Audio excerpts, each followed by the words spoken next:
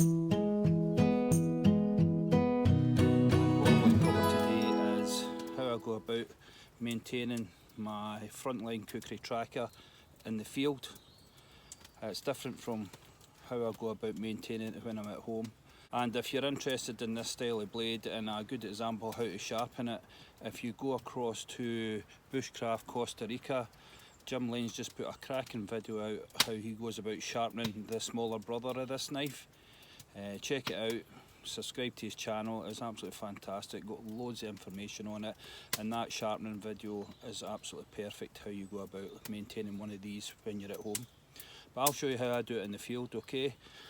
So first of all, what I like to use is a handy sharp, and what that does is just apexes the edge, so the edge might be folded over, bent like this, with all the battening for talking's sake that you've been doing, and what I want to do is straighten it back up and bring it into an apex. And this is what this tool's really good at. And one of the problems people have with these is the carbide, they're too aggressive with it, and you don't need to be. Okay, it's just light finger strokes with this, so pinch it with your index and your thumb, hold the blade wherever you feel comfortable with. I'm right-handed, so I've got my tool in the right hand and I'm holding the knife in the left.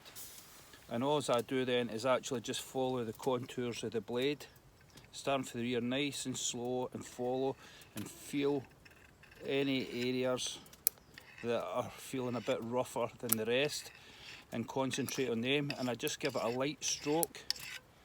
I can feel a bit up there at the tip and just go over it, start again. And then what this does is actually creates a burr on the side that you're looking at the moment, and I'm at the opposite side obviously. So just keep doing that. So I just put a couple of strokes in at the tip here where I feel it's a wee bit rough, and that'll fold over to the other side, okay, and create a burr here on the side towards you. And that's all you do with this. Follow it till you're happy that no bumps or lumps along the edge of the blade, and then just tip it over and do the same on this side. You'll feel it's slightly rougher because you've got a burr to remove. So just a couple of strokes, is just following the contours of the edge and holding this tool with the two fingers and at a 45-degree angle to the cutting edge.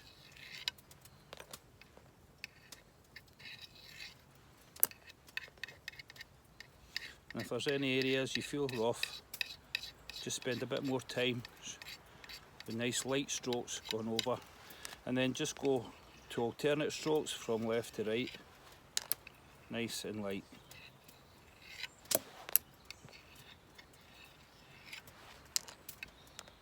And that's all I do to maintain the FLKT and also his cookery that I have. And I actually just do it for all my knives, including my Scandi. This is a convex edge. And then once I'm happy, get a quick feel for that. Run your finger across it. Yeah. Feels good. And the other way. Nice. If you don't have a handy sharp, I'll simply replace it with a ceramic rod, and it does the exact same job, and I'll show you how to do that. Just get your blade, hold it roughly at a 45-degree angle, and rest the handle on your forearm, and then just follow the edge like this, trying to create a burr on the opposite side.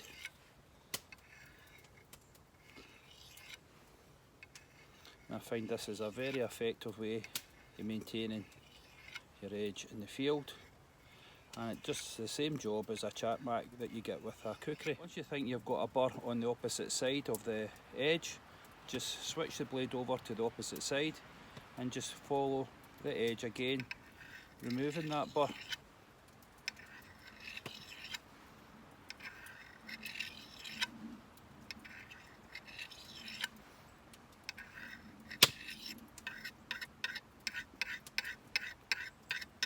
And if there's any areas that feel a bit rougher than the rest, just spend a bit more time working at that area, and then switch from side to side.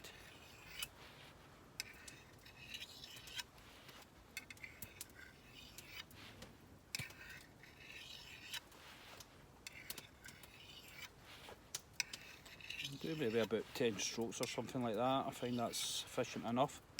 And then I just go into my strop next.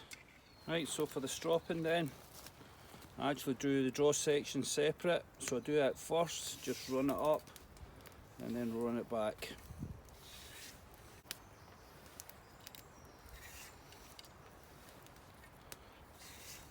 And I actually find it doesn't actually take much to do this. And I catch the edge of the quarter round by just tilting my strop on its side, like so.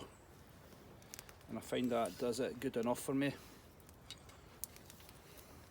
So I just come into the recurve, back and forth, and just gradually work my way towards the tip.